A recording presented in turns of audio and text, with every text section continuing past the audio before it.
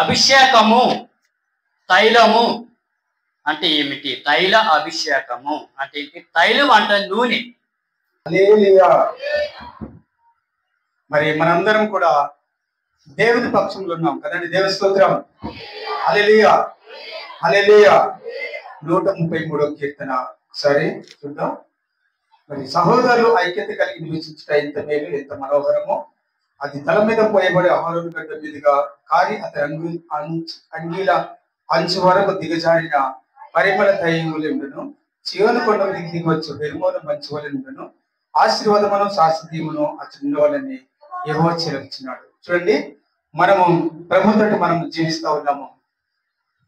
మనమే అనుకుంటాం సహోదరులు, కానీ ఈ లోకపరమైన సహోదరులు వేరు, ఆత్మీయంగా మనతోటి సహవాసం చేసే సహోదరులు వేరు. దేవుని స్తోత్రం. అయితే ఎవరు మనల్ని ఎక్కువ ఆదరించేవాళ్ళు, ప్రేమించేవాళ్ళు అని మనం ఒకసారి ఆలోచన చేస్తే, ఆయన పరిశుద్ధ రక్తం చేత ఎందరైతే కొనబడతారో, రక్షించబడతారో వాళ్ళు నిజమైన వాటి సహోదరులు, సహోదరిమణులు. దేవుని స్తోత్రం. అంటే ఈ లోకపరమైన మనకు అనేక మంది తెలిసిన వాళ్ళు ఉండొచ్చు, స్నేహితులు ఉండొచ్చు, బంధువులు ఉండొచ్చు, తల్లిదండ్రులు ఉండొచ్చు, కానీ వాళ్ళు కాదు. కానీ వాక్యపరంగా చూస్తే ఆయన పరిశుద్ధ రక్తం చేత కడగబడి ఎవరైతే ముద్రింపబడి ఉంటారో వాళ్ళు ఎవరంటే నిజమైన సహోదరులట. దేవుని స్తోత్రం, దేవుని స్తోత్రం. వాళ్ళు ప్రభువుతో జీవించినప్పుడు ఎలా ఉండాలంటే, మరి ఎప్పుడు కూడా వాళ్ళు ఒలివ చెట్టు మరి ఎప్పుడే ఎలాగా అన్ని దినాలు కూడా ఎలాగ పచ్చదనంతో ఉంటుందో అలాగ మనం కూడా ఐక్యత కలిగి పచ్చగా మనము జీవించాలి. దేవుని స్తోత్రం.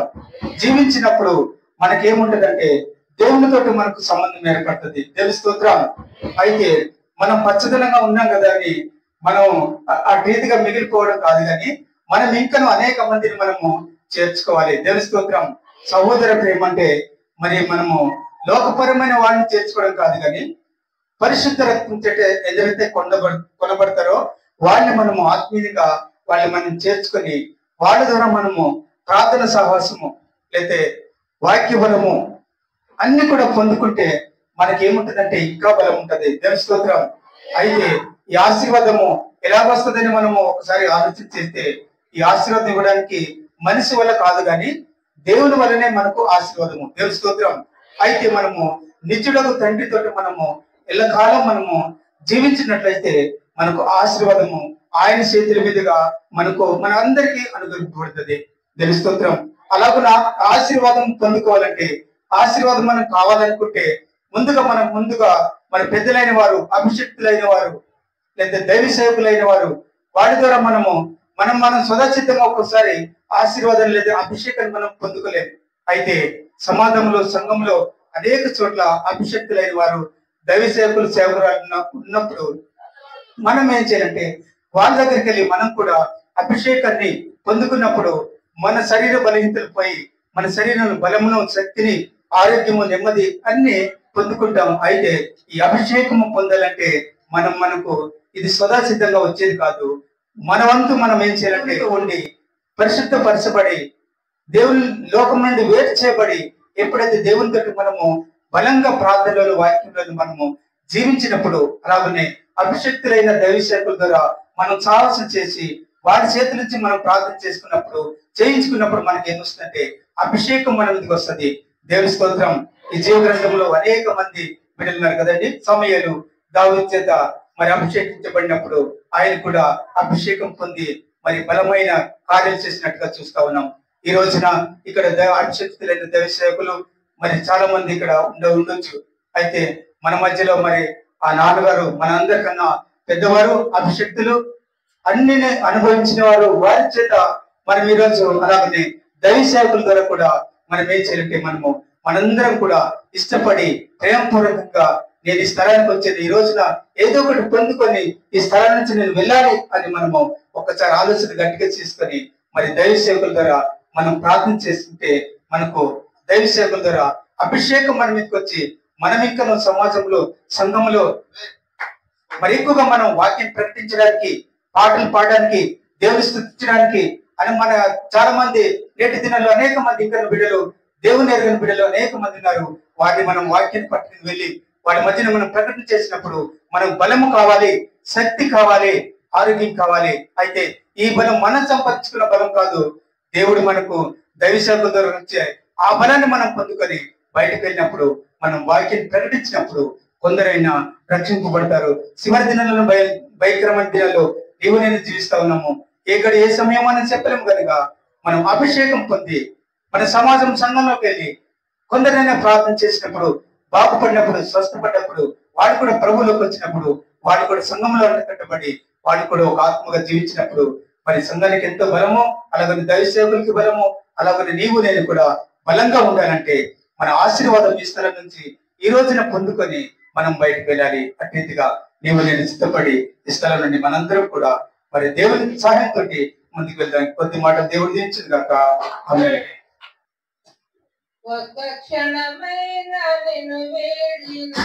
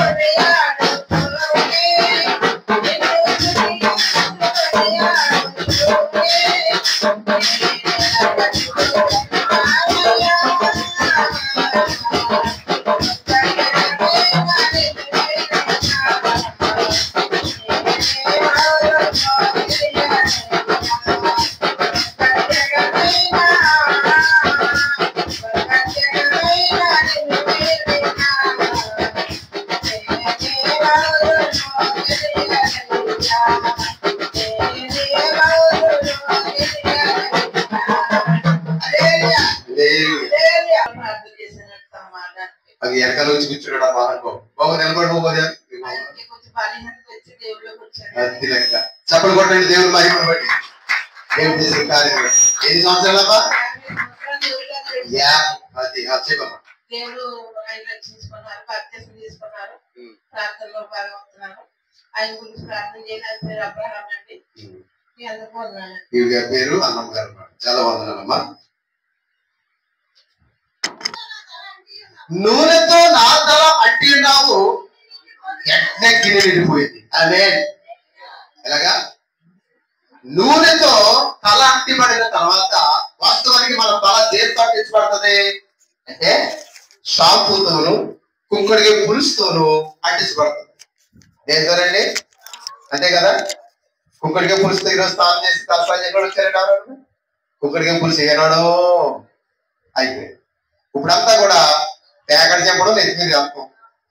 ఎలాగా ప్యాకెట్ చెప్పడం మాట్లాడేది అనుకోండి, ఒక ప్యాకెట్ 3 రోజులు చేస్తాను నేనైతే. కానీ ఇదివరకు అలా కాదు. మా అమ్మ ఏం చేసిందంటే కుంకుడికి నానబెట్టి అదే కొట్టేసి దాన్ని నానబెట్టి అప్పుడు బాగా పిసికి పోతుంటే కాసేపటి దాకా నొరగొచ్చింది కాదు. ఎందుకు నొరగొచ్చింది కాదు? మురుకుంది కాబట్టి. అప్పుడు నీళ్ళు వచ్చేసిన తర్వాత ఆ మురికి అంతా దిగిపోతుంది. ఇప్పుడు రెండోసారి పోతుంటే ఏమవుతుంది? నొరగా. దేవుడికి స్తోత్రం. ఇక్కడ జాగ్రత్తగా మనం ఆలోచన చేస్తే నూనెతో నా తల అంటే ఉన్నావు, తర్వాత నా గిన్నె నిండి బాబు లైనా తెలియదు మెసేజ్. నూనెతో నా తల అంటే అభిషేకం అని, నా గిన్నె నిండి ఎప్పుడు నిండుతుంది గిన్నె? అసలు గిన్నె నిండటం అంటే ఏంటి అని మనం ఆలోచన చేస్తే వీళ్ళరా 3 రకాలుగా మనం నింపబడతాం. ఒకటి పరిశుద్ధ ఆత్మ చేత నింపబడతాం, దేవుని స్తోత్రం. రెండోది సర్వ సమృద్ధి ఆహార పదార్థాలు తినడానికి దేవుడు నీ వంటగది నిండా ఆ గిన్నెను నింపుతాడు. దేవునికి స్తోత్రం కలుగును గాక. మూడోది దేవుని సంఘంలో నువ్వు నింపబడతావు. ఇలాగ మనం నింపబడాలి అంటే ఖచ్చితంగా తైల అభిషేకం అనే నూనెతో మన తల అంటి అన్నాడు. మరి ఈరోజు మీ అందరికీ ప్రశ్న, ఇప్పుడు వచ్చి నాకు తైల అభిషేకం లేదండి అని నేను ఇదే ఫస్ట్ టైం వచ్చాను అన్న వాళ్ళు చేతులు ఎత్తన్నా? ఇదే ఫస్ట్ టైం అండి. 1 2 3 4 5 6 7 8 9 ఓకే. దేవునికి స్తోత్రం. చాలా మంది తైలాభిషేకం పేరు చెప్పి కబ్బు నుండి అబ్బాలు ఉంటాయి కదా, కబ్బు నుండితో తీసుకొచ్చి ఏం చేస్తారంటే నెట్లో చేస్తారు పాప చేసేసి. కానీ ఇప్పుడు మనం అలా చేయట్లేదండి. ఇప్పుడు ఒకసారి కటింగ్ చేస్తాను కనబడుతుందండి. ఎన్ని రకాల నూనెలు ఉన్నాయి ఇక్కడ? కనబడడానికి 100 రాలు, కనబడలేదు 200. మరి ఇందులో ఒలివ్ ఆయిల్ ఉంది, ఆల్మండ్ ఆయిల్ ఉంది, కేరళ ఆయిల్ ఉంది, ఇండియా ఆయిల్ ఉంది, ఇంకోటి కూడా లోపం ఉంది. అది ఓపెన్ చేసామంటే అన్ని పాడైపోతుంది. అది కూడా తీసుకొస్తాం. ఫస్ట్ దాంతో సిరివేసిన తర్వాత ఈ నూనె అంతా మీ తల మీద పోతుంది. దేవుడికి స్తోత్రం. కాబట్టి ప్రియరా, దేవుడు ఇచ్చిన సమయాన్ని బట్టి, దేవుడు చూపిన కృపను బట్టి ఈ రోజు మీరు అందరూ కూడా ధన్యులై ఉన్నారు. అలాగే అభిషేకం ఉంటుంది. అభిషేకింపబడి నువ్వు ప్రార్థన చేసినా, అభిషేకింపబడి నువ్వు ఎక్కడ సువార్త చేసినా దేవుడు నేను వాడుకుంటాడని చెప్పాడు. ఇప్పుడు ఈయన చెప్పిన వాక్యంలో ఏముందంటే దావీదు మీద అభిషేకం వచ్చింది. దావీదు కంటే ముందు సౌలు మీద కూడా అభిషేకం వచ్చింది. సౌలు పొందుకుని తిరగబడ్డాడు, దావీదు పొందుకుని తగ్గించుకున్నాడు, దావీదు హెచ్చింపబడ్డాడు. అలాగే కూడా దావీదు అభిషేకాన్ని తీసుకుంటే మంచిదని చెప్పారు. మరి ఇప్పుడు ఈయనని చెప్తారు, ఈ ద్వారా కూడా మనం వెళ్తాం. గట్టిగా చదువు కొట్టి ఏసైకి మహిమ వెళ్తాం.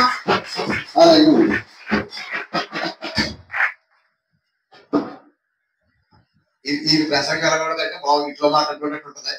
అయినా పర్లేదు కదండి. అందులో వాక్యం మాత్రం చాలా బాగా, ఎందుకంటే నేను ఒకసారి యూట్యూబ్ లో చూసేది వాక్యం చూడగానే అప్పుడు నాకు చాలా ఆనందం అనిపించింది. మీకు కూడా ఇష్టం అవుతుంది. అందరూ మనసు పెట్టినారా? ఎవరు నిద్రపోవద్దు. ఒక అర్ధ గంటలో కార్యక్రమం పూర్తి చేయబడదు. తర్వాత ఏదో కొద్దిపాటి భోజనాలు ఏర్పాటు చేస్తాం. ఏ సంవత్సరం వాళ్ళు ఈ సంవత్సరానికి ఇలాగా సెలవు తీసుకోవచ్చు. ఓకేనా? రైట్. దేవుని పరిశుద్ధ నామానికి మహిమ కలుగుగాక. చిన్న ప్రేయర్. కళ్ళు మూసుకొని ప్రతి ఒక్కరు పరిశుద్ధుడా సర్వోన్నతుడా యేసయ్య నీకు స్తోత్రం తండ్రి. ప్రభా, వాక్యమైన దేవుడు నువ్వే తండ్రి, వాక్యంతో మాట్లాడే దేవుడు నువ్వే తండ్రి. ప్రభా, మేము నిమిత్తం మాత్రము మమ్మల్ని ఎన్నుకున్న రీతిని బట్టి నీకు స్తోత్రం తండ్రి. మాతో మాట్లాడే దేవుడు నువ్వే కాబట్టి మాతో మాట్లాడి ప్రతి ఒక్కరికి నీ వాక్యం అర్థమయ్యేటట్లు చేయండి తండ్రి. అదేవిధంగా ఆత్మీయ ఆహారం ప్రతి ఒక్కరు భుజించి ప్రభా నేను స్తుతించి ఆరాధించే భాగ్యాన్ని బిడ్డలకి దయచేయమని ప్రార్థనలు చేసినట్టు తండ్రి.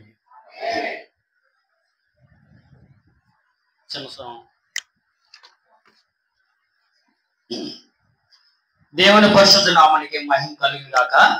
ఈ రోజు మనము అందరం కూడుకొని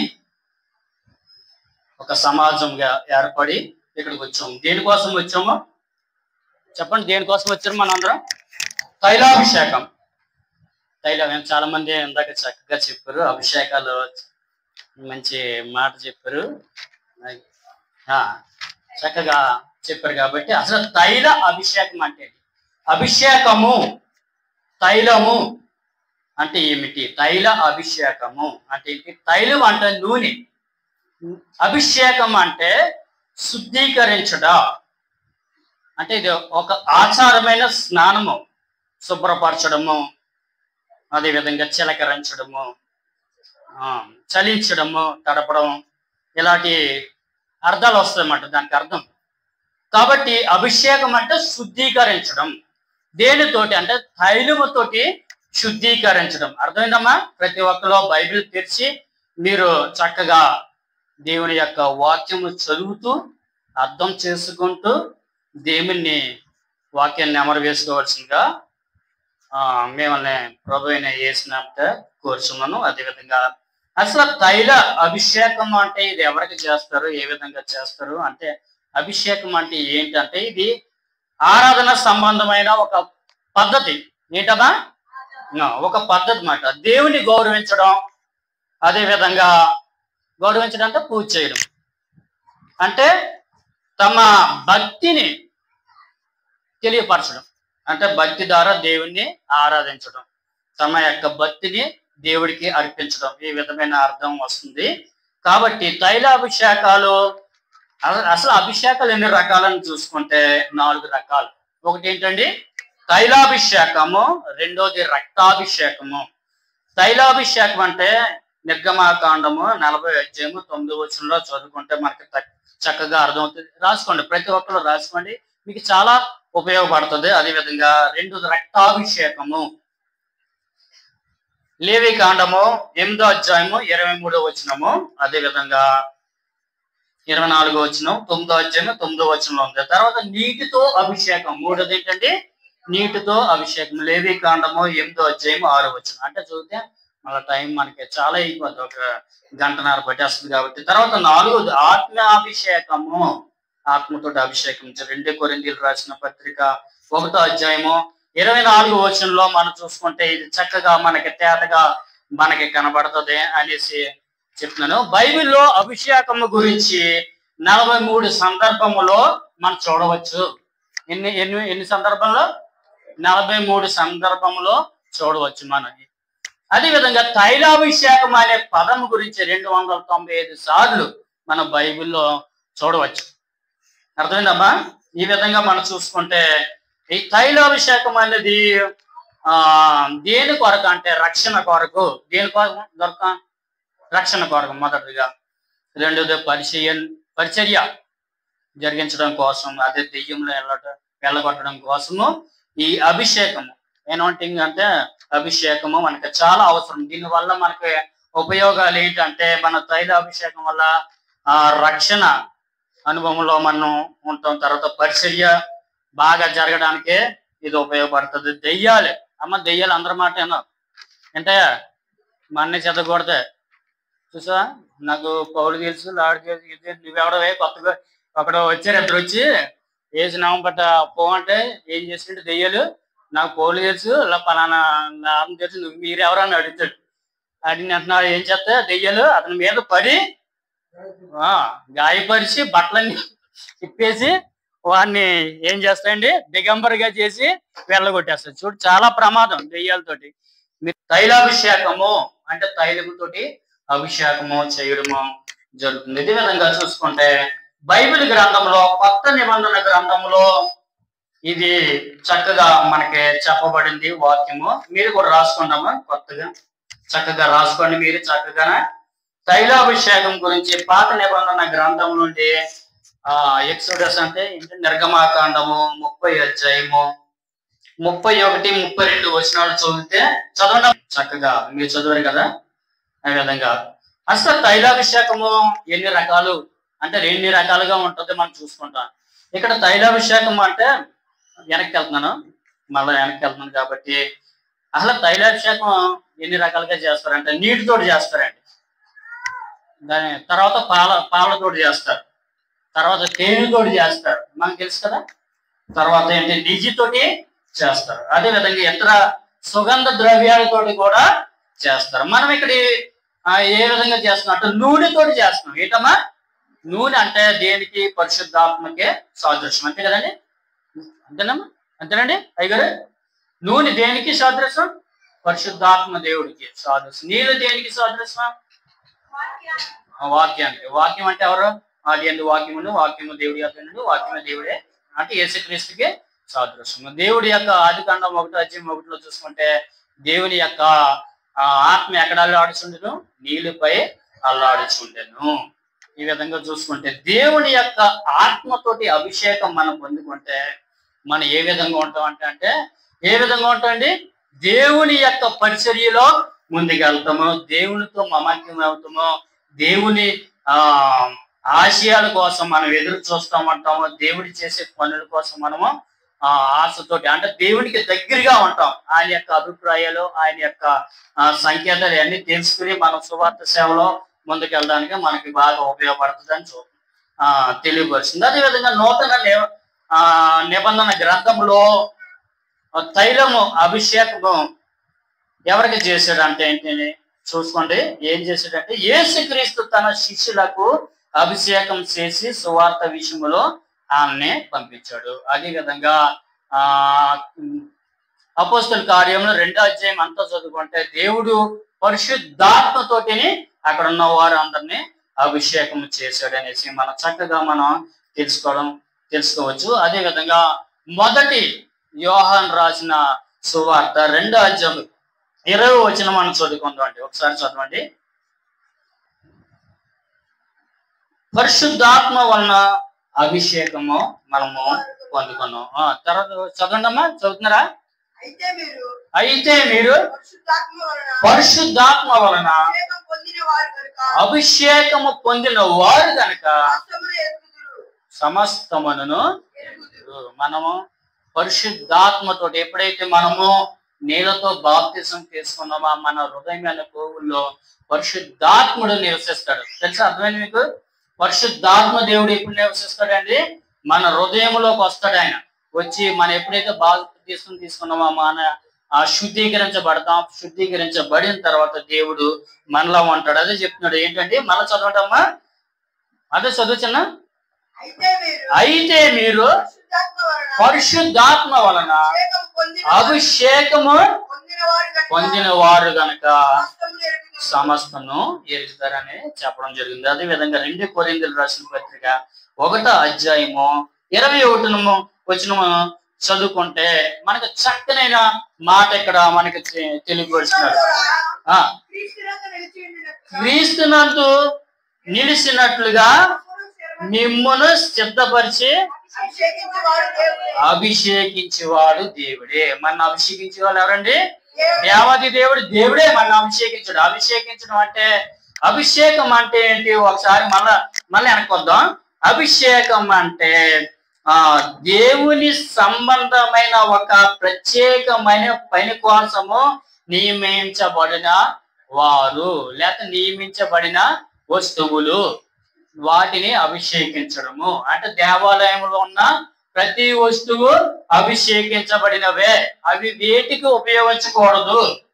ఒక డ్రమ్ ఉందనుకోండి, ఇది దేవుని తోటి, ఇది ఇక్కడ అభిషేకించబడ్డది, ఇది దేన్ని పట్టుకెళ్ళిపోకూడదు, బయటికి అట్టుకుపోకూడదు. అది అంతే, దేవాలయంలోనే ఉండాలి. ఆ విధంగా అభిషేకించబడిన వస్తువులు వాటిని సంవత్సరానికి ఒకసారి శుద్ధీకరించేవారు. పాత నిబంధన గ్రంథంలో అయితే సంవత్సరానికి ఒకసారి శుద్ధీకరించు. ఆ గంగాళము, కాలు కొడికిన గంగాళం లోపల ఉన్న ఆ ద్వీపము ఎన్నిట్లో ఏం చేసేవారంటే శుద్ధీకరించడం అంటే తోమి శుద్ధీకరించి అభిషేకము చేసేవారు. ఈ విధంగా చూసుకుంటే మనం అనేక విషయాలు మనం తెలుసుకుంటాము. అదే విధంగా ఇంకోటి విషయం ఏంటో, ఒక ప్రత్యేకమైన వ్యక్తిని గాని ఆలయంలో లేక దేవుని సేవ కొరకు ఉపయోగించే వస్తువులను కూడా శుభ్రపరచడాన్ని అభిషేకం అని అంటారనేసి ఇక్కడ తేటగా మనకి తెలియపరచడం జరిగింది. ఇదే విధంగా చూసుకుంటే ఫిలిప్పీయులకు రాసిన పత్రిక 2వ అధ్యాయము 6 నుండి 8 వరకు మనం చదువుకుంటే ఇక్కడ చూడు చక్కగా మంచి మాటలు ఇక్కడ దేవుడు మనకి తెలియపరిచినాడు. చూడండి, ఆయన దేవుని స్వరూపము కలిగిన వాడై ఉండి దేవునితో సమానముగా ఉండుట విడిచిపెట్టకూడదని భాగ్యమని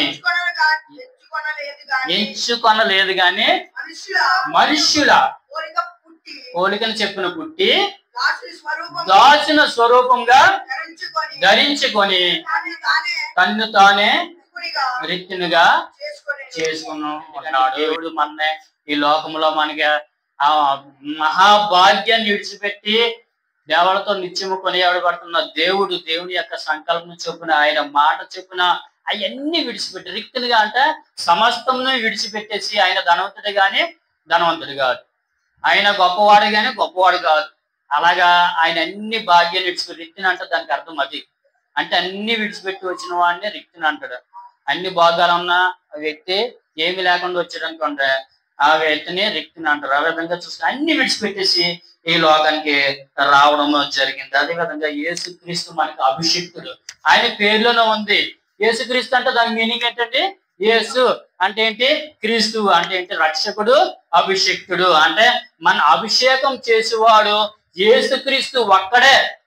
అర్థమైందమ్మా? ఎవరండి?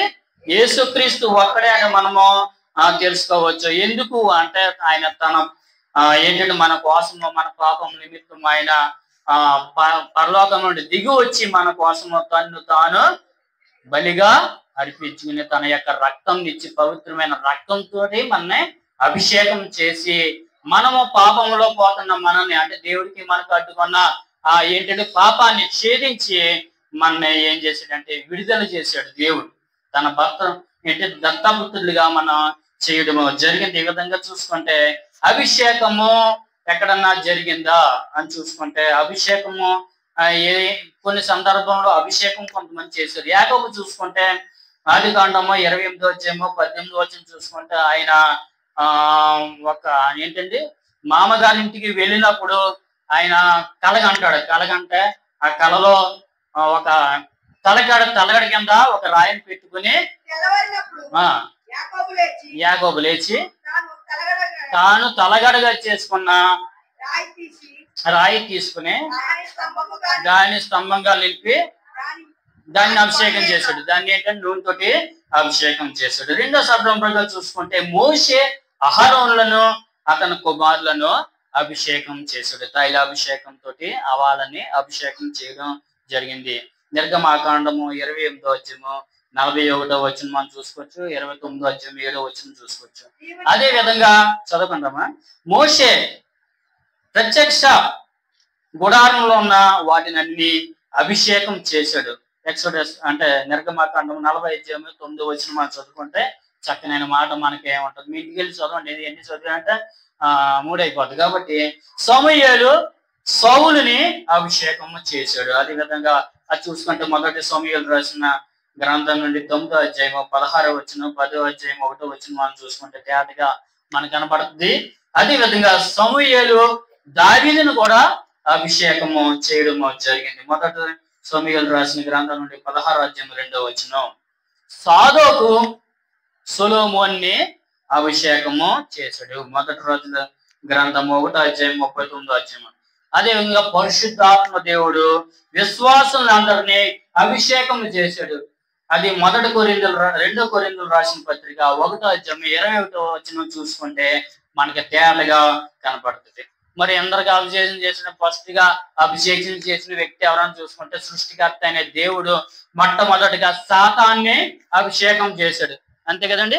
సాతాన్ని అభిషేకం చేశాడు. అది ఎక్కడ ఉందంటే యెహెజ్కేలు రాసిన గ్రంథం నుండి 28వ అధ్యాయము 14వ వచనంలో మనం చూసుకుంటే తేటగా కొన్ని విషయాలు మనకి కనబడతాయి. అదే విధంగా ఇంకెవరన్నా అభిషేకం చేసి చాలా ఉన్నాయి. అభిషేకాల గురించి మనం చెప్పుకోవాలంటే చాలా విషయాలు మనకి ఉన్నాయి కానీ మనకి టైం లేదు. అభిషేక తైలము ఏ ఏ సందర్భంలో వాడుతాడు చూసుకుంటే, పూర్వకాలంలో యూదులు ఏదన్నా ప్రారంభించడానికి, సమాజములో రోగులను అభిషేకించడానికి, అంటే ఎవరైనా రోగంతో బాధపడుతూ ఉన్నారనుకోండి వాళ్ళ దగ్గరికి వెళ్ళి వాళ్ళని అభిషేకించడానికి, అలాగే వైద్యములో అంటే వైద్యములు అంటే తెలుసు కదా, వైద్యములో కొన్ని వాటికి వాళ్ళు వాడేవారు అనేసి మనం తెలుసుకుంటాం. యాకోబు రాసిన పత్రిక 5వ అధ్యాయము 14-15 చదవండి. ఇది ఒకటే చదవండి, తర్వాత మీకు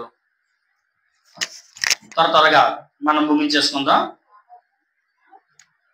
యాకోబు 5వ అధ్యాయము 14-15.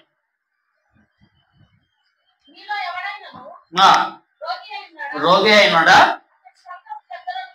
ఆ సంఘ పెద్దలను పిలిపించి వారు ప్రభువు నామమున అతనికి నూనె రాసి అతని కొరకు ప్రార్థన చేయాలి. విశ్వాస సహితమైన ప్రార్థన ఆ రోగిని స్వస్థపడుతుందని మనకి ఇక్కడ తేటగా మనకి తెలియబడుతుంది. అదేవిధంగా తైలాభిషేకం వల్ల ఉపయోగాలు ఏమైనా ఉన్నాయా అమ్మా? ఉపయోగాలు ఏమన్నా చెప్పండి. తైలాభిషేకం వల్ల ఉపయోగాలు ఏమైనా ఉన్నాయా చెప్పండి అమ్మా. 1 సమూయేలు రాసిన గ్రంథం నుండి 16వ అధ్యాయం 13వ వచనం చదవండి. త్వరగా ముగించేసుకుందాం మనం. 16-13. తైలపు కొమ్ముని తీసి వాని సహోదరులు ఎదుట వానికి అభిషేకము చేసెను. తర్వాత నాటి నుండి యెహోవా ఆత్మ దావీదు మీదకి బలంగా వచ్చెను. తైలాభిషేకం వల్ల మనకి ఉపయోగం ఏంటంటే దేవుని ఆత్మ ప్రభావం మన మీద ఉంటది. మనము దేవుని ఆత్మతో మనము నడిపించబడతాము. కాబట్టి తైలాభిషేకం మనకి చాలా ముఖ్యము. ఎందుకంటే తైలాభిషేకము మనం తీసుకోపోతే, అంటే తీసుకోవడం వల్ల ఏంటంటే దేవుని సేవలో మనం ముందుకు వెళ్తాము, దేవుని యొక్క కార్యములు అనేకమైనవి మనకు జరుగుతాయి అనేసి మీకు తేటగా తెలియపరుస్తున్నాను. కాబట్టి చాలా టైం మనల్ని తీసేసుకున్నాను. కాబట్టి దేవుడి పరిశుద్ధమైన వాక్యం మన ఇంట్లో బహుగా దీవించి ఆశీర్వదించును గాక. ఆమేన్.